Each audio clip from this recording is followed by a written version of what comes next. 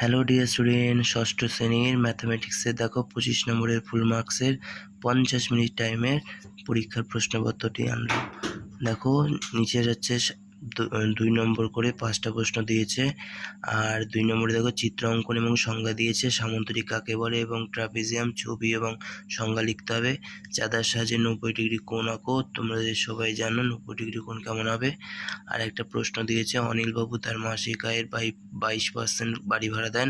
যদি অনিলবাবু প্রতি মাসে 1870 টাকা বাড়ি ভাড়া দেন তবে অনিলবাবুর মাসিক আয়। 5 নম্বরের লসাগু এবং গসাগু নির্ণয় করতে বলেছে 3 মার্কসের। এবং 6 নম্বরে দেখো একটি পরিসংখ্যা বিভাজন তালিকা প্রস্তুত করতে হচ্ছে, তার ট্যালি মার্ক দিয়ে তোমাদের করতে বলেছে। সোহনদেব বিদ্যালয়ের ষষ্ঠ শ্রেণীর 30 জন ছাত্রের ওজন দেওয়া আছে কিলোগ্রামে। এর প্রত্যেকটা ট্যালি মার্ক বের করে পরিসংখ্যা বিভাজন তৈরি করতে হবে। আর নতুন নতুন ভিডিও পেতে চ্যানেলটিকে অবশ্যই সাবস্ক্রাইব করুন। Thank you.